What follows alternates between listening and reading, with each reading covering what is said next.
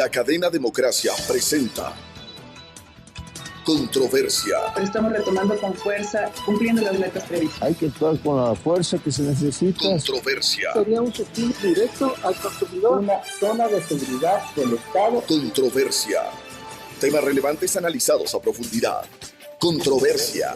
Con Miguel Rivadeneira. Comenzamos.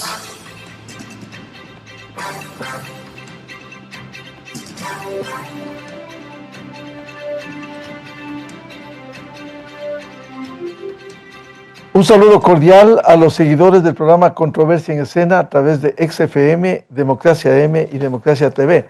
También saludar a quienes nos siguen en la provincia de Imbabura a través de 103.5 Radio Ritmo FM. Quiero poner en escena un tema extremadamente delicado que hay que analizarlo con seriedad, con responsabilidad, como resulta la prevención frente al abuso y el acoso sexual a niños, adolescentes y personas vulnerables, la situación de los clérigos cuando ocurren estos casos y el juzgamiento de las causas para que no queden en impunidad. Quiero partir de que el problema no es de hoy, ni de ayer, sino que hoy se visibiliza más, por lo que debe tomarse conciencia del problema y porque se denuncia más y se exigen sanciones, no más impunidad en el ámbito penal, pero también en el caso de los clérigos al interior de la Iglesia Católica Ecuatoriana. Quisiera también como premisa, dado los documentos que se han exhibido sobre el tema, tengo la información y artículos de orientación pastoral que se habla del abuso sexual de menores por parte de clérigos y dice: los clérigos gozan de una especial confianza y autoridad ante la comunidad, sobre todo aquellos a quienes se les ha confiado parroquias, escuelas, colegios y oratorios, pero al mismo tiempo tenemos la obligación moral de proteger a los menores y de evitar el abuso sexual por parte de cualquier clérigo. Más aún, la Iglesia reitera que para ella la protección de los menores es la prioridad. También quiero decir, tenemos el deber de concienciar que cualquier intento de transformar una relación pastoral en sexual, haciéndose o erótica o aprovechando sexualmente, constituye una traición a la confianza, un abuso de autoridad y una mala conducta profesional, ministerial y vocacional. Lo importante será abordar, como planteaba, la prevención que debiera haber frente al abuso y acoso sexual a niños, niñas, adolescentes y personas vulnerables, como es nuestra intención plantear de lo general a lo particular. Con este antecedente quiero dar la cordial bienvenida a nuestra invitada e invitados, Monseñor David de la Torre, obispo auxiliar de Quito, secretario de la Conferencia Episcopal Ecuatoriana, la doctora Pinina Delgado. Ella es psicóloga clínica con diversos estudios como en asuntos estudiantiles, el mundo digital y de adolescencia, experiencia familiar que combina con su formación académica. También está invitado el doctor Gonzalo Ortiz Crespo, escritor y experto en temas canónicos. Bienvenida, bienvenidos. Quiero empezar con Monseñor David de la Torre. Si partimos de lo general para luego hablar del tema de la situación en la Iglesia Católica, ¿cómo ve esta situación cuando ha ido creciendo, pero visibilizándose los abusos sexuales a niños, adolescentes y personas vulnerables? Muy buen día, Monseñor David de la Torre. Buen día, Miguel. Buenos días, Pinina. Creo que debemos partir del principio de que en los últimos 25 años toda la sociedad se ha sensibilizado de una manera particular. Felizmente se ha sensibilizado de una manera muy particular frente a esta tragedia, frente a este drama del abuso sexual de menores y de personas vulnerables. Como tú bien lo decías, no es que sea algo nuevo, pero la conciencia de lo que representa un abuso en la formación de la persona, en la integridad de la persona, relativamente reciente en el ámbito de la conciencia social, de la psicología, de la sociología y evidentemente también en el ámbito eclesial. Entonces, nosotros, la Iglesia, como parte de esta sociedad, está inmersa en esta lucha porque lastimosamente al interior de los clérigos han habido y pueden haber algunos que hayan cometido este delito y este crimen frente a niños y a personas vulnerables. Entonces, la posición de la Iglesia evidentemente es la de luchar contra esta tragedia, de luchar a través entonces de una prevención totalmente clara, directa y también a través de procesos eclesiales canónicos en el caso en el que evidentemente algún clero haya abusado sexualmente de un niño o de una persona vulnerable. Monseñor David de la Torre, si hoy se visibiliza, se denuncia más, en el caso de la Iglesia Católica, ¿cómo lograr una dinámica, una política de cero tolerancia? Ahora, la cero tolerancia comienza entonces por el hecho de escuchar a las personas que dicen, por una parte, haber sido agredidas sexualmente o no necesariamente sexualmente, pero sí agredidas en su integridad personal por parte de clérigos. Entonces creo que el primer principio es ese, escucharles. Luego, a partir de la escucha, hacer una investigación, lo que llamamos la investigación previa, para poder entonces recabar algunos otros datos e informaciones que nos permitan saber o tener una percepción de que efectivamente lo que las personas denunciantes lo están haciendo tiene algún grado de credibilidad. Porque también no toda persona que denuncia lo hace a partir de una realidad objetiva. Hay casos, y lo sabemos, en los que las denuncias pueden ser maliciosas.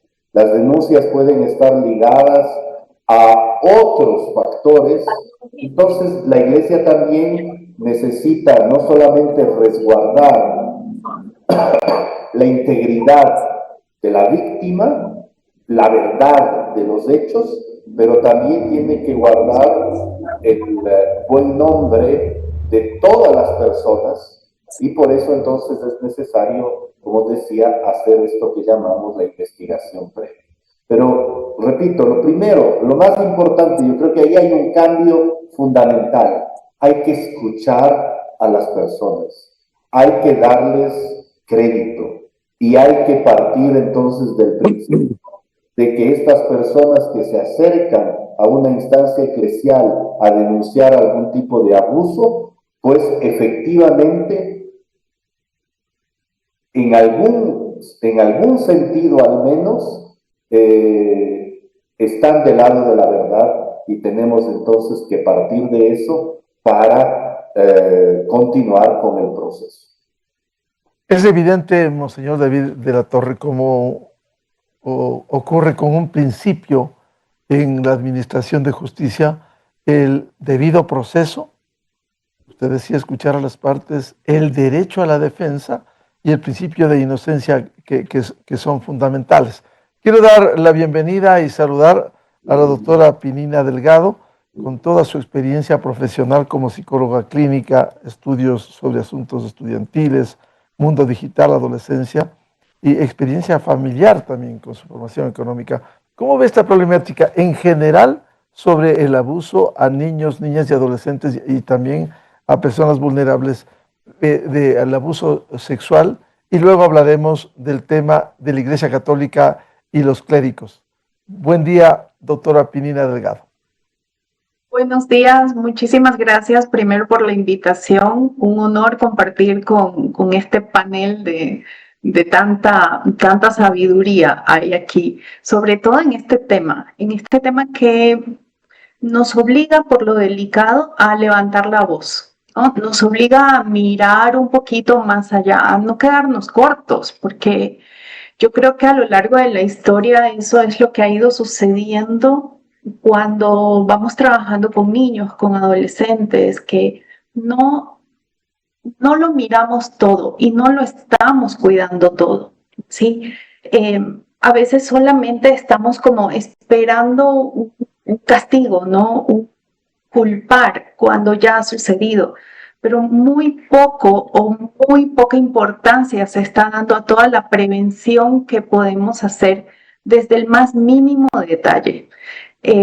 Una de los grandes dolores que tenemos hoy es a nivel emocional, ¿verdad? La salud mental y cómo hablamos de la falta de inteligencia emocional que todos tenemos. ¿Cuánto está afectando esa falta de inteligencia emocional al momento de cuidar las relaciones familiares, sociales, de amistades y también, ¿no? Los vínculos con aquellas personas que están cercanas, que sin ser de la familia sí que constituyen un ámbito cercano también. Porque cuando hay un abuso no solamente estamos hablando de un agresor y una víctima, estamos hablando de todo un conjunto, de todo un marco social que de alguna manera es partícipe, ¿no? Que participa ya sea como testigo mudo o también como desde la omisión, desde aquello que pudo ser hecho y no se ha hecho. Y yo creo que hoy pues la Iglesia sí que hace, sí que está haciendo y bueno, y se ve también que a nivel educativo muchos están intentando hacer también. Doctora Pinina Delgado, en ese sentido, usted ve que a través del tiempo, a través de la información, la comunicación, esto se ha visibilizado aún más lo que antes pudo haber estado oculto en las familias, en los establecimientos educativos. ¿Hoy es diferente? Sí, hoy es diferente. A ver, y es diferente porque se sabe más y porque hay mucho más acceso a quizás oportunidades de abuso, ¿sí? Y me voy a explicar un poco. Si hay un abuso que sucede en un niño, ¿sí? Dependiendo de la edad, es muy complejo que el niño verbalice lo que está sucediendo, ¿sí? Que tenga como esa palabra que pueda identificar o que pueda definir lo que ha sucedido. Entonces, ¿qué necesita? Un entorno cercano que observe, que cuide, que vea, un entorno que genere diálogo, ¿sí? Un entorno que genere pues esta capacidad de cuidar a todo nivel, de ver en los detalles, de que te llame la atención que algo está pasando, ¿sí? Que hay un comportamiento diferente, que hay algo que me tenga que llamar la atención. ¿Qué sucede en el marco de la familia? Cada vez tenemos menos tiempo, cada vez tenemos menos diálogo, cada vez el cuidado pues, se limita casi que a lo mínimo. Y esto hablo de manera general, ¿sí? ¿Qué pasa ahora con el acceso a la tecnología? El acceso a la tecnología, y cada vez más temprano además, permite a los niños, a los jóvenes, a los adolescentes, a las personas vulnerables, a los adultos también, acceder a todo tipo de contenido que muchas veces puede ser muy inadecuado, ¿sí?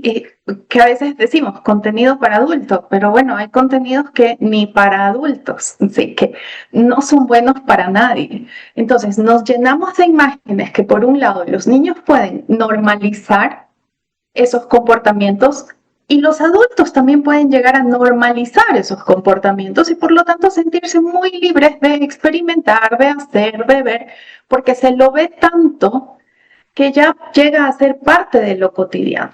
Entonces, cuando no tenemos reglas claras, cuando no tenemos ¿no? Esa cercanía, ese diálogo que hay, esa claridad de saber qué cosas nos están haciendo bien y qué nos están perjudicando, qué cosas nos están cambiando la manera de ver las cosas, qué tipo de educación tenemos que fomentar en los niños para prevenir este tipo de cosas.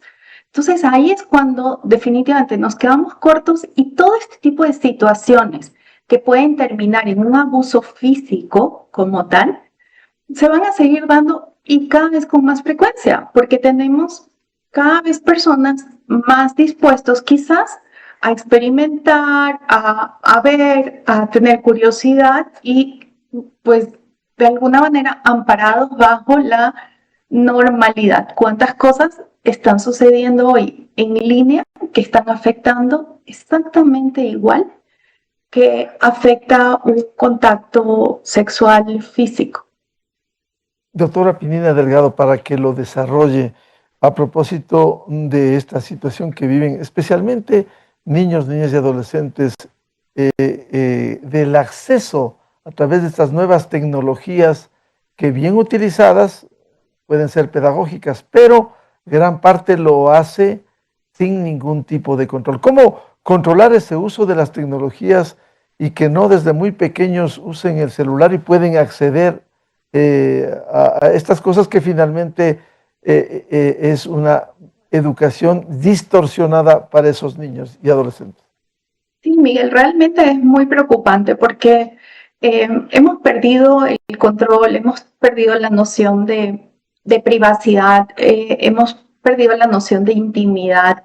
Eh, estamos invadidos por la nueva comunicación. Las tecnologías son maravillosas, son muy beneficiosas. Miren, por ejemplo, cómo hoy ustedes están generando estos medios de comunicación. Gracias a las tecnologías que hoy tenemos, podemos acceder a información muy valiosa, pero es verdad que también podemos acceder a contenidos que no respetan la dignidad humana.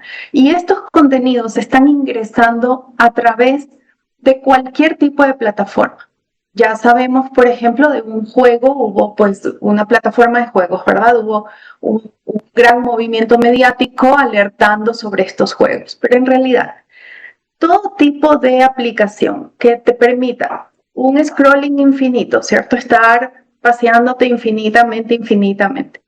Una aplicación que te permita tener chats anónimos, que pueda acceder a alguien que no conoces a escribirte, a mandarte información, a mandarte fotos, aplicaciones que te permitan acceder una sola vez a una imagen, a un audio. O sea, hay mucho tipo de agresión sexual que estamos viendo a través de chats, a través de imágenes, a través de videos que se mandan, a través de conversaciones.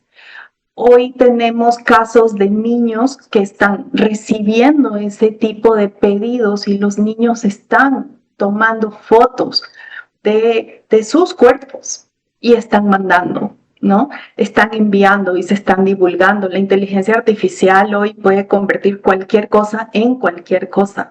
Entonces, si los niños y los adolescentes, los adultos también, es que ninguno se salva de esto, ¿sí? Pero si especialmente los niños y los adolescentes que carecen todavía de la madurez suficiente para poder determinar qué les viene bien y qué no, se van a equivocar y se van a seguir equivocando muy mal porque nos falta la guía, nos falta la supervisión y nos falta la regla.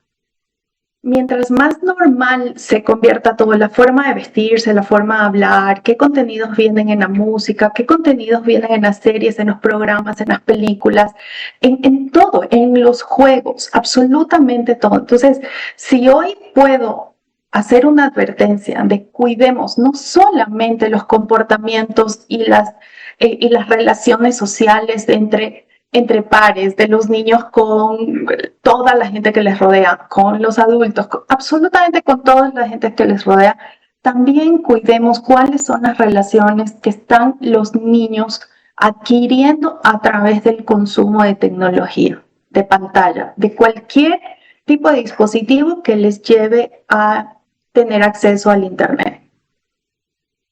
Bienvenido al doctor Gonzalo Ortiz Crespo, escritor, experto en temas canónicos.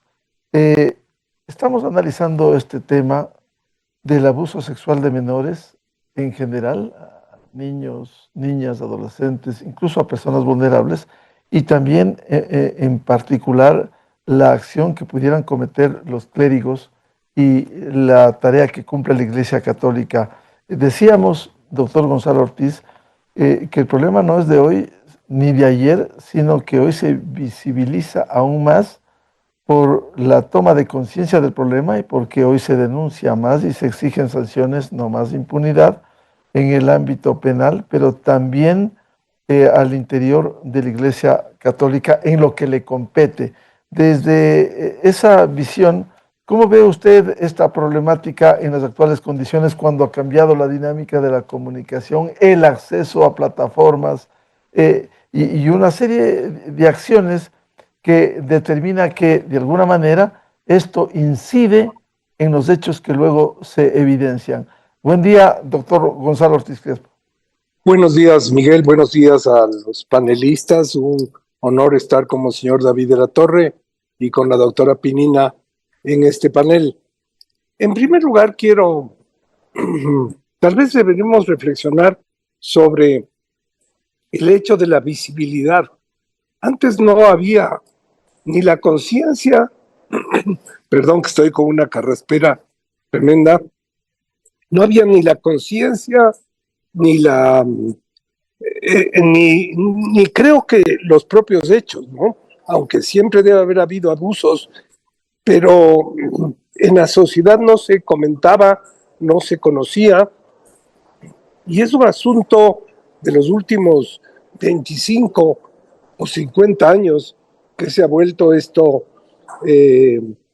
conocido, denunciado, sufrido y también investigado y castigado en algunos de los casos.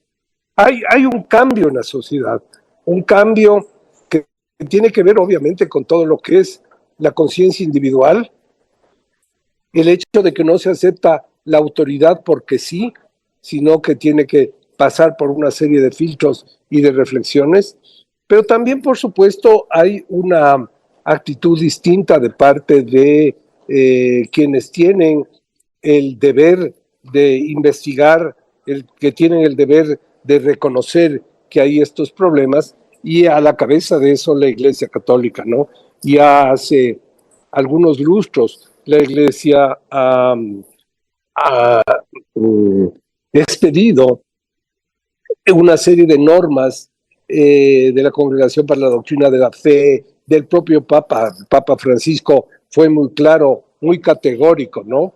Que incluso él decía que no bastaba con pedir perdón, que hay que actuar con justicia y que hay que impedir que se repita, es decir, que haya una prevención muy clara de los hechos.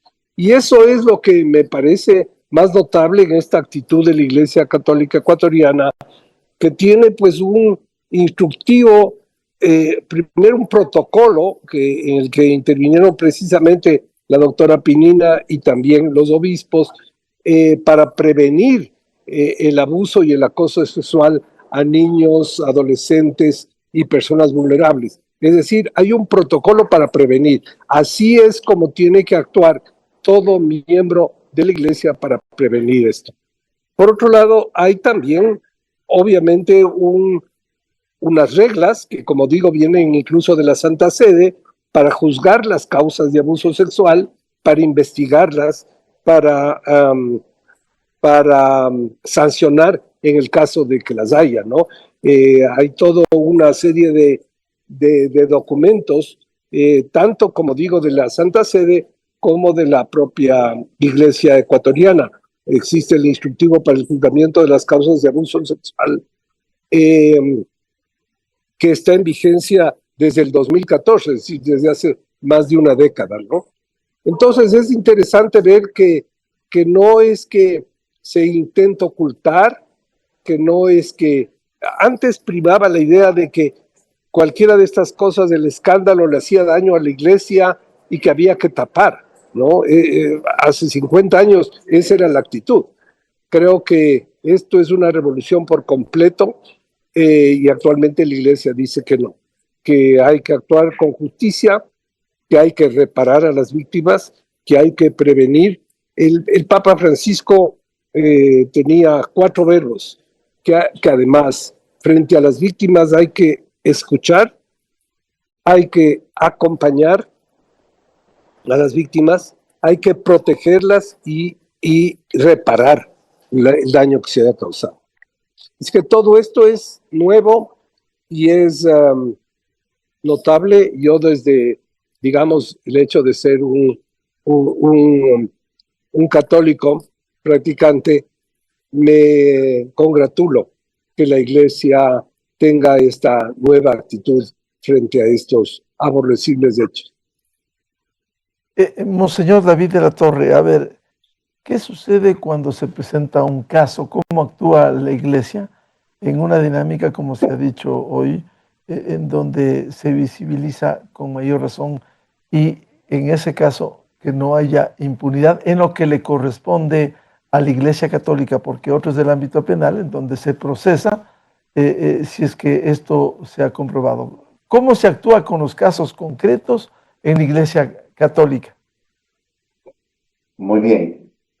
Quizá primero tener una idea del número de casos, porque eso nos ayuda también quizás a darnos cuenta de cuál es realmente la dimensión del tema.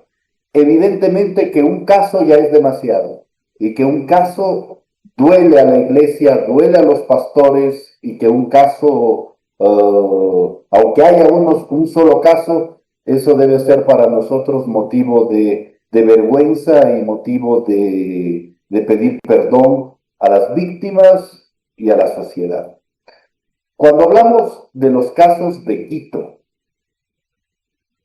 vean, en los últimos 5 años, de los cerca de 300 sacerdotes que habrán ejercido distintas funciones pastorales en la arquidiócesis de Quito, tenemos 5 casos que han sido presentados o 5 casos de los que nosotros, como arquidiócesis de Quito, como curia de Quito, tenemos conocimiento. ¿Por qué? Porque las personas no necesariamente vienen en primer lugar a la curia, sino que pueden y están en todo su derecho de ir a la fiscalía a presentar en la fiscalía la denuncia, y no necesariamente cuando presentan esta denuncia en la fiscalía especifican que el supuesto agresor es un sacerdote católico. Todo eso hay que tener en cuenta, porque si no, a veces cuando oímos ciertos gritos en la Asamblea Nacional o cuando escuchamos ciertas manifestaciones en las redes sociales, podemos pensar que estamos frente a una situación sin fin, que todos los sacerdotes son pues unos abusadores o lo que sea, cosa que no es así. Entonces, para contestar a tu pregunta, ¿qué hacemos? Si alguien viene a denunciar a un sacerdote, entonces se escucha a la víctima. En ese momento el obispo juzga la verosimilitud, digamos así, de la denuncia y inmediatamente el obispo presenta él, a título personal, como lo prescribe la ley ecuatoriana, presenta una noticia criminis en la Fiscalía General del Estado, indicando el día de hoy o el día de ayer, he recibido esta denuncia en contra de esta persona, de parte de esta persona, y estos son los hechos que he conocido. Señora fiscal, pues proceda y actúe como se debe. Entonces, eso es lo primero. Se recibe una denuncia, se escucha a la víctima. Si uno se da cuenta de que efectivamente esa denuncia tiene un asidero en la realidad, la curia de Quito, a través entonces del arzobispo, presenta esta denuncia en la fiscalía, se pide a las víctimas que hagan lo mismo, que presenten en la fiscalía esta denuncia y a nivel interno, a nivel canónico, se comienza una investigación que lo que busca es recabar mayores informaciones para poder tener la certeza moral de que efectivamente esta denuncia es una denuncia que tiene algún asidero en la verdad. En ese momento, el sacerdote se le pide que salga de su oficio pastoral mientras la situación se clarifica. No puede celebrar la Eucaristía en público, no puede evidentemente acercarse a la víctima, a la supuesta víctima, y tiene que fijar un domicilio en el que el señor obispo tendrá que enviarle cualquier tipo de comunicación. Se nombra un investigador y se nombra un notario. El investigador, en el plazo de 15 días, tiene entonces que emitir un informe y a partir de ese informe, el obispo da su opinión sobre el caso, lo que se llama en derecho canónico da su voto, es decir, bueno, yo veo que efectivamente la denuncia es creíble y esto debe continuar, o si no decir, la denuncia no es creíble y esto termina aquí. Muy bien, todo eso reunido se manda a Roma, al dicasterio del clero, y en el dicasterio del clero analizan todos los documentos que se han enviado y en ese momento indican qué es lo que se debe hacer. Entonces, ¿cuál es la sanción, digamos? En algunos casos, la sanción puede ser una suspensión temporal, puede ser el pedido de algún tipo de tratamiento psicológico, espiritual. Claro, todo depende de la gravedad, por supuesto, de los hechos. Y en algunos otros casos será hacer un proceso para dimitirlo del estado clerical. Es decir, para que esta persona ya no pueda tener en la iglesia por siempre y para siempre un oficio pastoral, es decir, deja, entre comillas, de ser sacerdote. La teología nos dice que alguien que ha sido ordenado sacerdote no puede dejar de serlo en el sentido teológico, ontológico del tema, pero sí puede dejar de serlo en el sentido de que ya no podrá, bajo ningún punto de vista, recibir de parte de la iglesia un oficio eclesial. Y eso se llama dimisión del estado clerical. Entonces, ese es el proceso que se sigue normalmente. Hay que saber que en el derecho canónico, un caso de abuso sexual, de acoso sexual, no tiene, no hay un término, ¿no es cierto? No recuerdo el término jurídico, en este momento se me escapa.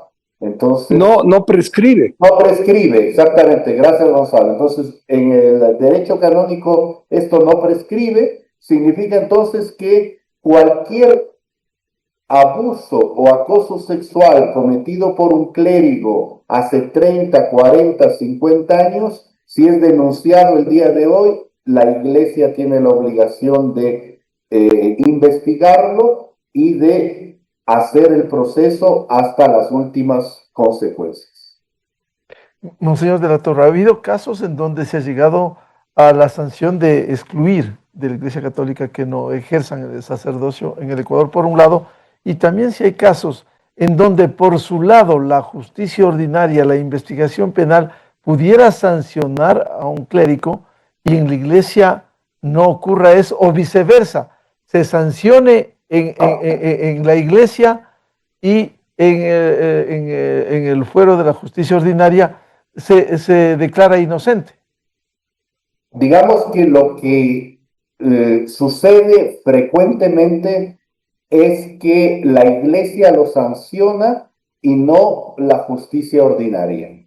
Primero, porque en muchas legislaciones hay la prescripción, pero también porque en el tema canónico estamos juzgando no solamente la objetividad, la materialidad de un hecho, sino que estamos juzgando ya la intencionalidad profunda del cumplimiento de una promesa que hizo el sacerdote o el religioso, que es entonces la castidad.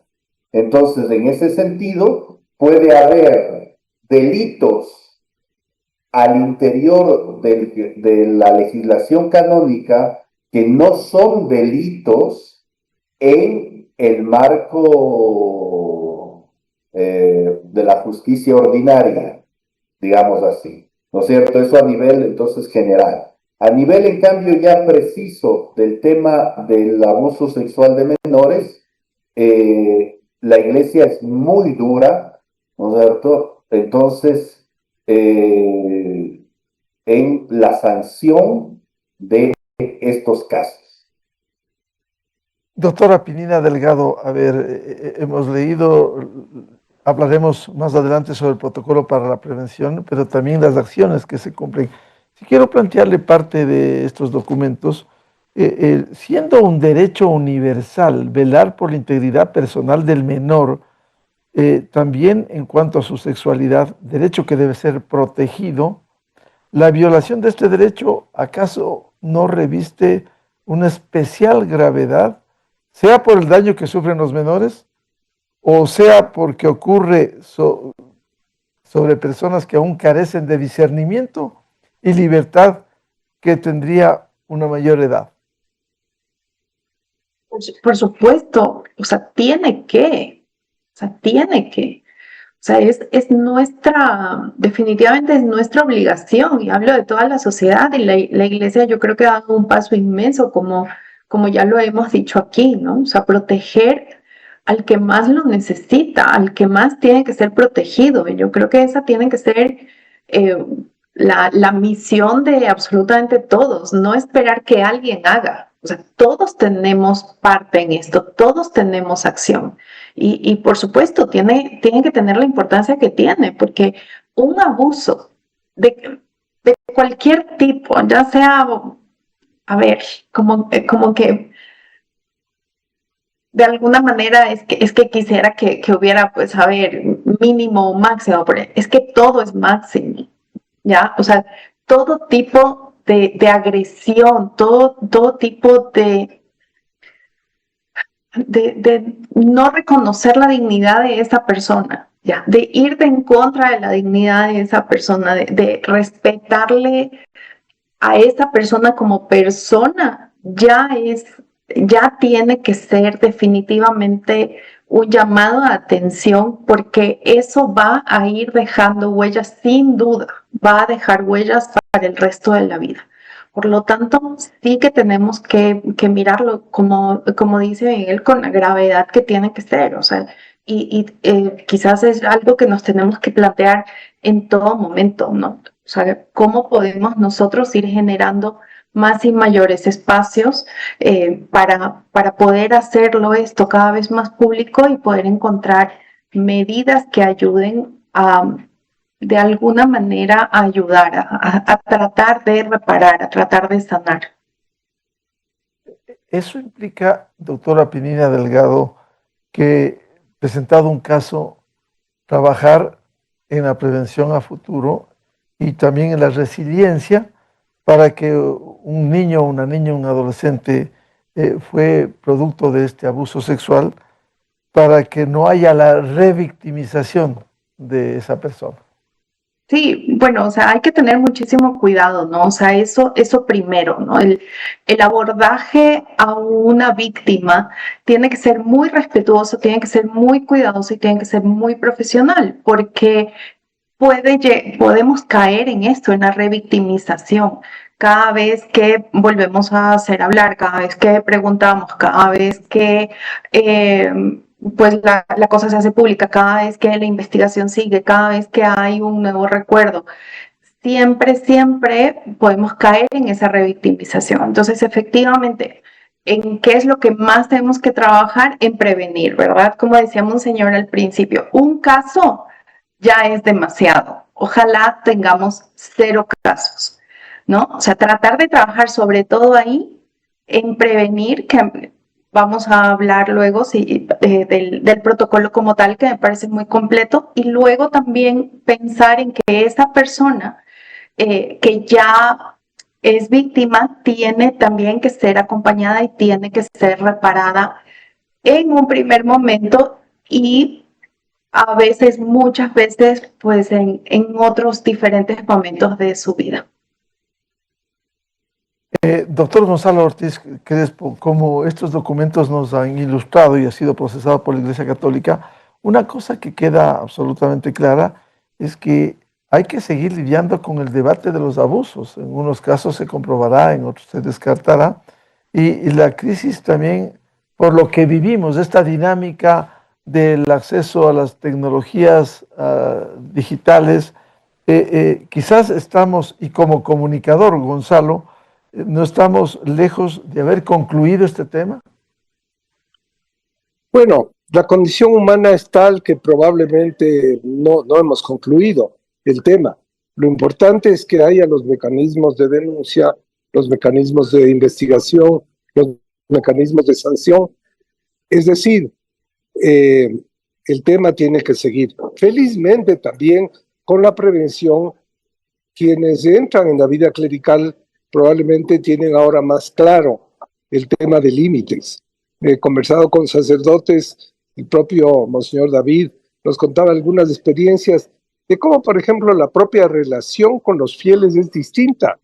Antes, por ejemplo, era muy común la familiaridad con los niños, que se le echan encima al sacerdote, que le abrazan, porque le quieren, es una figura, sobre todo en las parroquias, en los pueblos, es la figura central en torno a lo que gira muchísimo de la vida familiar, y entonces se convierte en una suerte de tío, de familiar, de personaje cercano.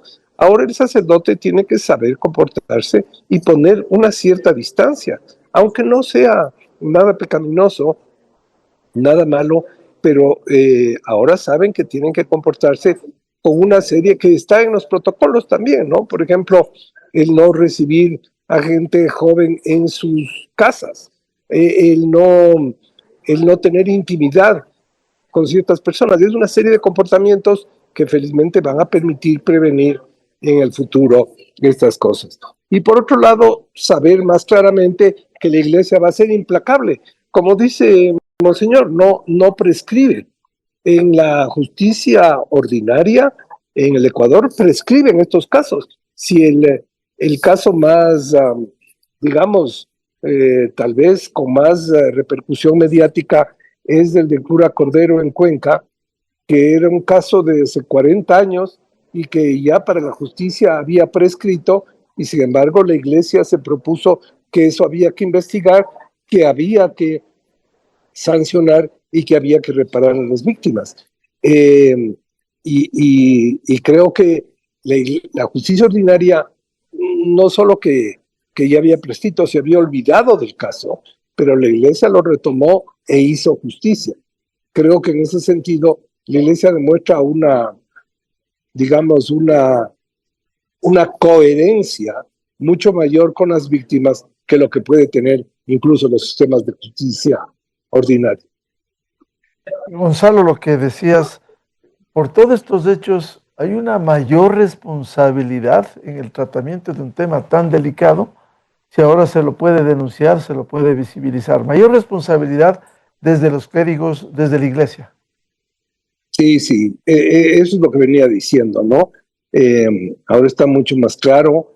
Es verdad que ha habido casos tremendos, que ha habido descuido, que en algunas diócesis incluso llegó a ser casos espectaculares. La película, por ejemplo, sobre lo que sucedió en Boston, o lo que ahora está reconociendo la Iglesia del Canadá sobre los niños indígenas. Pero yo creo que todo esto es para ir avanzando, ¿no? Es decir, ya no hay el miedo de que el escándalo le haga daño a la iglesia, sino que la iglesia sabe que más importante es hacer justicia y reparar a las víctimas. Y eso es un inmenso avance en este tema. Monseñor David de la Torre, es importante hablar del protocolo de prevención, precisamente prevenir frente a estos hechos que pudieran causar un serio daño irreparable en un niño, una niña, un adolescente. Leíamos en el tema de prevención que el debate sobre los abusos sexuales contra niños y adolescentes, de alguna manera hay que reconocerlo, ha dañado a la iglesia en gran medida, la imagen, la simple denuncia, incluso si no se llega a comprobar, y también ha conducido a una pérdida de credibilidad tanto interna como externa, y que esto no termina aún porque los casos pueden continuar ahí instalados en la opinión pública.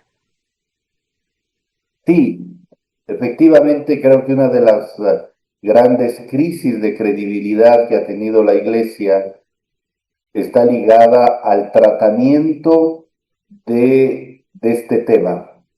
No al hecho de que haya o no haya casos, porque como decía Gonzalo Ortiz, la naturaleza humana, ¿no es cierto?, es lo que es, y en definitiva, en cualquier sociedad y en cualquier ámbito, hay personas que merecen estar ahí y otras que no lo merecen, pues no, pero esto es muy complicado.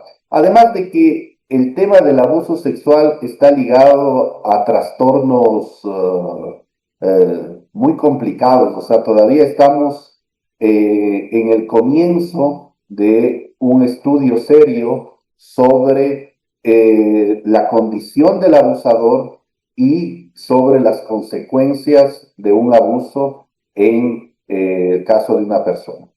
Pero, como decía hace un momento, la claridad de la Iglesia es tal, entonces que en este momento la tolerancia es una tolerancia cero, no importa quién sea cardenal, sea obispo, sea el párroco más prestigioso de una ciudad, sea el sacerdote con mayor influencia en los medios, en los círculos sociales, el momento entonces en el que se ha determinado la verdad de una denuncia, pues recibe la sanción que la Iglesia puede dar, y la mayor sanción que la Iglesia puede dar es la dimisión del estado clerical.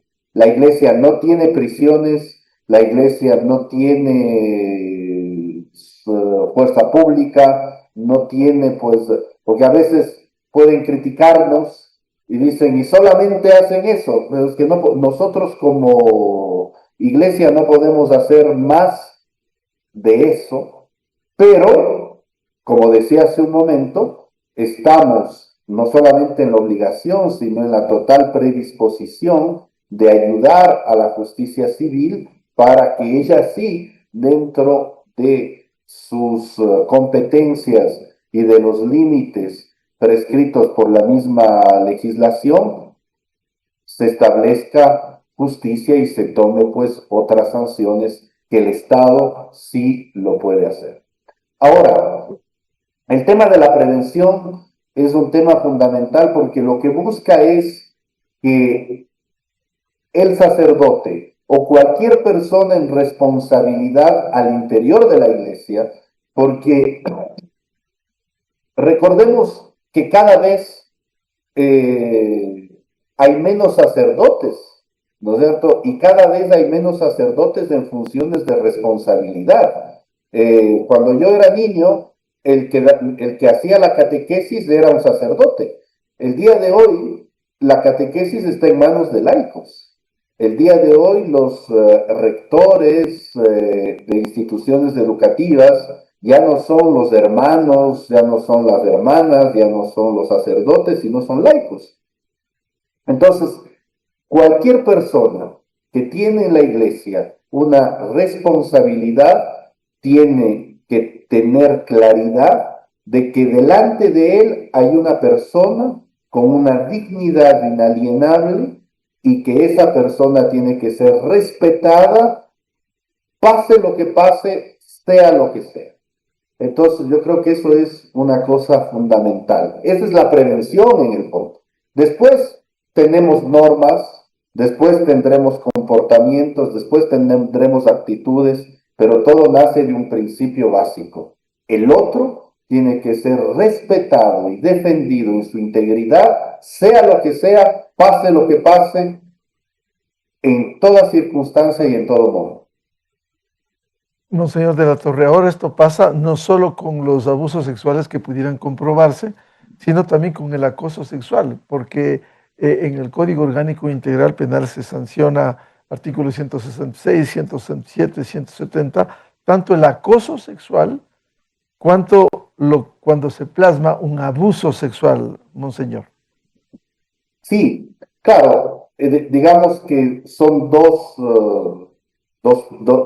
delitos con su gravedad distinta, pero en todo caso, al interior de la iglesia, tanto el uno como el otro, de acuerdo a su gravedad, pueden terminar en una exclusión del estado clerical, porque, por ejemplo, si hay un sacerdote que ha sido denunciado de acoso sexual, de ciberacoso, por varias personas, entonces al final nos damos cuenta de que es alguien que tiene una estructura humana que no está adecuada, que no es la más adecuada para poder ejercer el ministerio sacerdotal en cualquier ámbito, en cualquier lugar y con cualquier tipo de personas.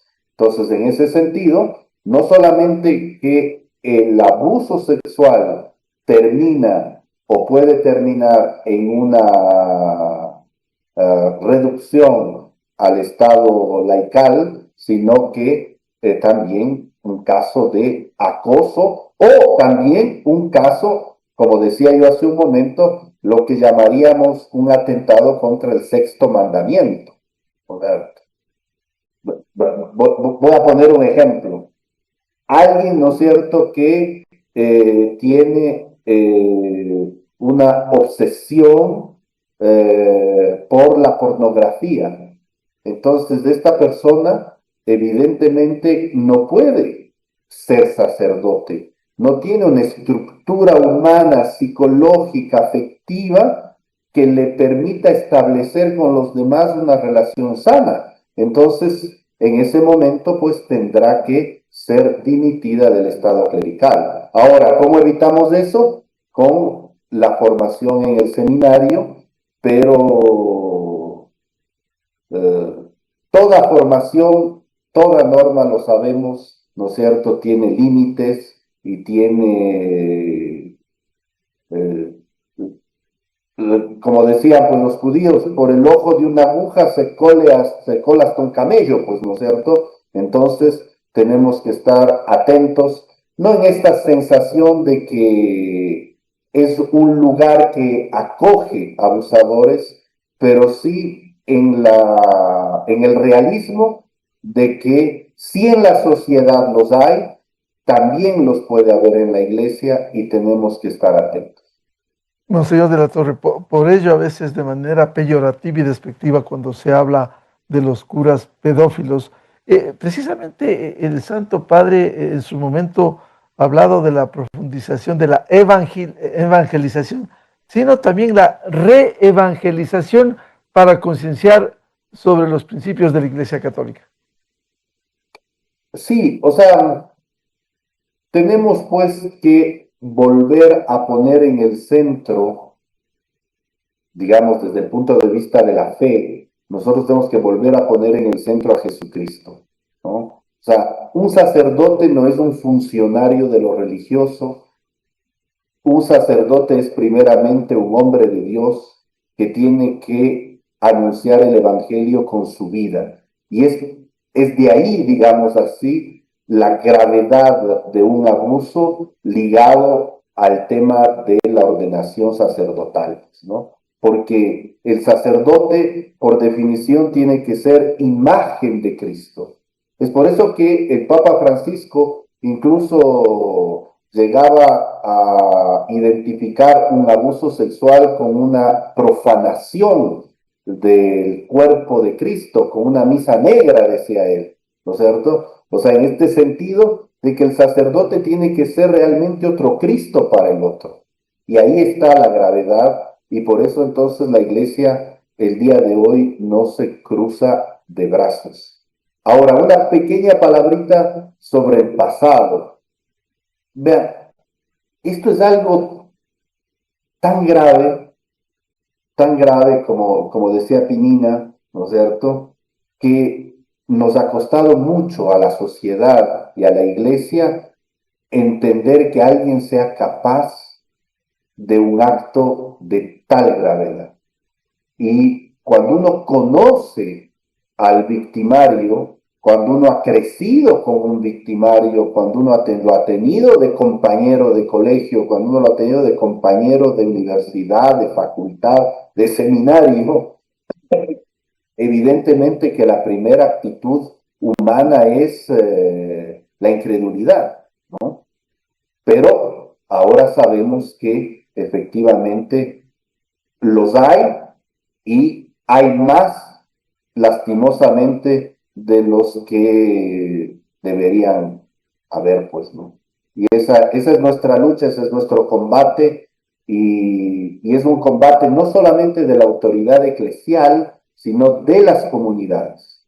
Es por eso que te agradezco por este programa, porque permite también hacer que las personas que nos escuchan, los católicos de las parroquias, entiendan que este tema no es un tema de aquellos que quieren atacar a la iglesia, sino que es un tema fundamental para que la iglesia sea lo que debe ser, un lugar seguro en el que se anuncia el evangelio y en el que cada persona pueda realmente encontrarse con Cristo y poder integrar su vida para adelante. Por ello hemos puesto en debate precisamente un tema tan complejo, tan difícil. Doctora Pinina Delgado, vamos con el tema de la prevención tan fundamental. Usted que tiene tanta experiencia en tratar asuntos estudiantiles, como psicóloga clínica, experiencia familiar, porque este no es un problema exclusivo de la iglesia. Hay que decirlo, hay familias en donde o se fue el padre o la madre, o existen donde abuso sexual, y esto es absolutamente condenable, sea de un padre, de un hermano, de un primo, o peor, de un abuelo. ¿Cómo prevenir esto? Sí, lastimosamente eso es lo doloroso, ¿no? Eh, que a veces no miramos la foto completa, ¿no? Y no nos damos cuenta que la mayor cantidad de agresiones a nivel sexual, como abusos sexuales, se generan en un ambiente familiar, ¿no? Y entonces es ahí cuando todavía más tenemos que prevenir. Yo creo que el protocolo de prevención de la Iglesia Católica es completo, es de verdad como para comenzar a asumirlo en muchos otros medios o en todos los medios, porque de alguna manera no está limitado a, por ejemplo, como decía Monseñor, no a solo los sacerdotes, sino que este protocolo abarca a todas aquellas personas que tienen algún cargo o alguna ocupación en el ámbito de la iglesia, ¿no? Que llámese un catequista, un líder de grupo, un rector de colegio, un profesor, etcétera. O sea, quien esté ahí. Y ese pensamiento hay que llevarlo a la familia, ¿cierto?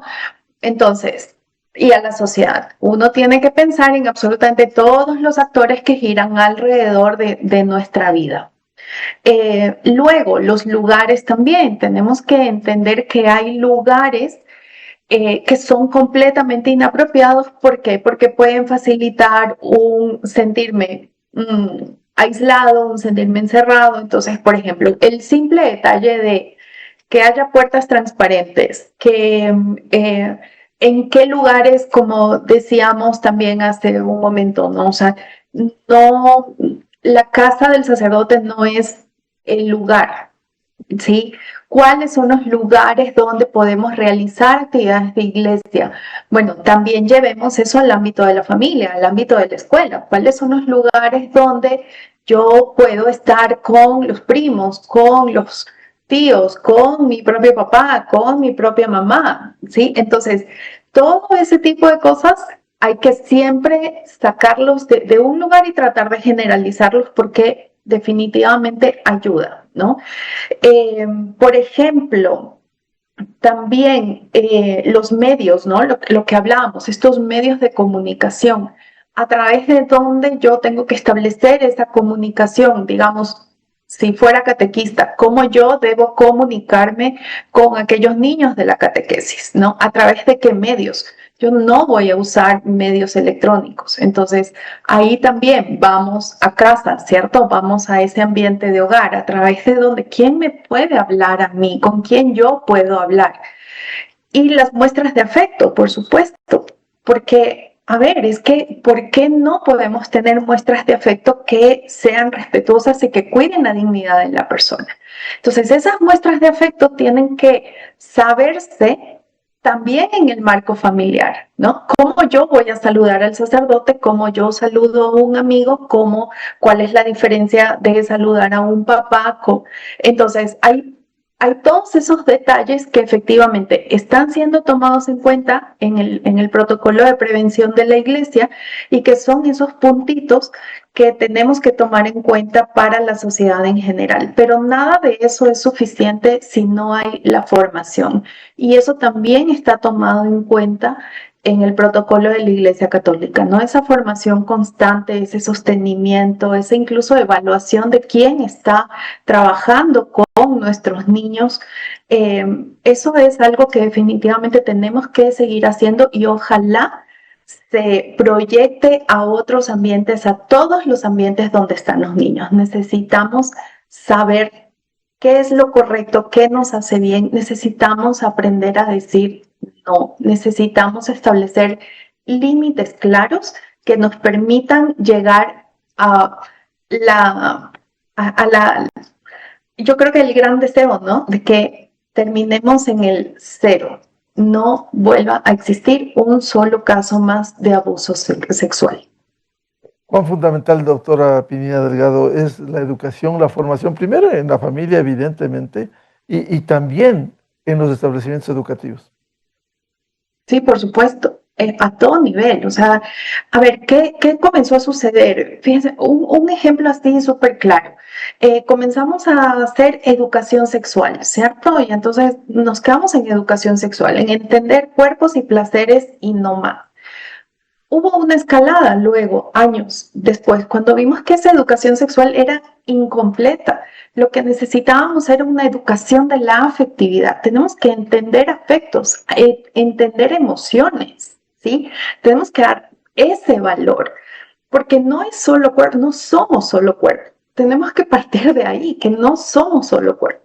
Entonces, esta educación, por ejemplo, en los colegios, ojalá sea en la afectividad, no en la sexualidad, que no normalicemos el hecho de poder que nos toquen o poder tocar o poder explorar o ver unas imágenes, ver desnudos, ver escenas sexuales explícitas. No debemos normalizar esto, porque cuando un niño está en contacto con ese tipo de imágenes o de escenas, lo vuelve a ver porque alguien se lo mandó o porque alguien se lo mostró, no le va a generar alerta. Es una cosa más de lo que suele suceder en su vida y entonces no vamos a poder detectar una posible o un posible posterior abuso sexual. Entonces, hay muchas cosas que a nivel de la sociedad en general tenemos que hacer. Por supuesto, el primer paso o el lugar más preciado y más privilegiado para hacer esta educación es la escuela, ¿no? Son los colegios. Pero tampoco podemos quedarnos solo en los chicos que van a las escuelas y colegios. Eso tiene que salir definitivamente a la familia. Doctor Gonzalo Ortiz, tema de la prevención que es fundamental. ¿Cómo ve usted de su experiencia? Porque este problema rebasa los abusos o acoso sexual en la Iglesia Católica, sino también en la familia, en los establecimientos educativos. ¿Cómo prevenir y enfrentar esto con educación? Así es, Miguel. Vemos que es muy frecuente que en el seno de la familia exista abuso sexual. Y eso se debe a veces con los abuelos, con los padrastros. Es muy común. Entonces, también las familias tienen que tener sus protocolos de prevención. Es decir, no dejar solos a los niños. A veces es imposible por el trabajo de los padres con alguien que pueda tener ese tipo de inclinaciones. A veces es muy difícil predecir, como decía Monseñor, quién va. A veces es increíble que personas que tienen todo el afecto y la confianza de esos niños puedan abusar de ellos, ¿no? Esa indignidad se da en las familias y por supuesto en las escuelas, como vemos con frecuencia. Entonces, en todo esto hay que comenzar, como decía la psicóloga que nos acompaña, la doctora Pinina, hay que enseñarle al niño a tener alertas, a saber cuándo está mal lo que están haciendo los adultos. Por supuesto que con frecuencia, como decimos, el abuso sexual y el acoso sexual es un tema de poder, más que propiamente de hormonas y de sexo. Es un tema de poder, es que el más poderoso abusa de esta manera, somete de esta manera a su víctima, ¿no? Eso pasa mucho en las oficinas, eso pasa mucho donde hay jerarquías. Entonces, el superior intenta abusar o abusa porque quiere ejercer poder, quiere tener a una persona humillada y sometida a sus deseos, a sus caprichos, incluso a estos infames caprichos relativos al sexo. Pero es un espectro de abusos que puede darse en el seno de una familia, en el seno de una escuela, en el seno de una institución público-privada. Entonces, en todo eso hay que tener las alertas y hay que tener, como decía la doctora, algunas de las cosas básicas, es decir, no cuartos cerrados donde pueda ejercerse el abuso, sitios transparentes, puertas de cristal y la posibilidad de la víctima de alertar a los demás, ¿no? Que haya un sistema de denuncia que sea confiable, que en las instituciones la persona no tenga miedo de denunciar a un superior si es que éste ha abusado, ¿no? Porque el tema es, voy a perder el cargo, voy a perder mis medios de vida, y de eso se aprovecha el abusador. Entonces, todo esto tiene que ser un conjunto de alertas de la conciencia de la dignidad personal, que uno no es menos que nadie, y luego también el camino que tiene que abrirse en las instituciones para denunciar y para que el caso sea investigado.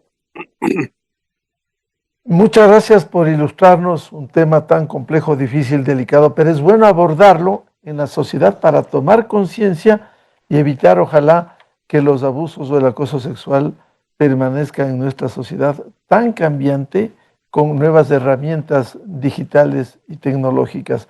Quiero agradecer por abordar el tema de la prevención frente al abuso y acoso sexual a niños, adolescentes, personas vulnerables, también la situación de los clérigos y el juzgamiento de las causas. Muchas gracias a Monseñor David de la Torre, obispo auxiliar de Quito, secretario de la Conferencia Episcopal Ecuatoriana, la doctora Pinina Delgado, una reconocida psicóloga experta en temas de educación y también de la familia, y el doctor Gonzalo Ortiz Crespo, escritor y experto en temas canónicos. Muchas gracias por su participación. Muchas gracias. Muchas gracias por la invitación. Gracias, Gonzalo, David y a Pinina. Con esto cerramos el programa Controversia en Escena a través de XFM, Democracia M y Democracia TV. También saludar a quienes nos siguen en la provincia de Imbabura a través de FM Ritmo 103.5 y a los miles de seguidores del programa Controversia en Escena. Les deseamos un feliz fin de semana. Muy buen día. Esto fue Controversia, temas relevantes analizados a profundidad. Miguel Rivadeneira vuelve el próximo sábado.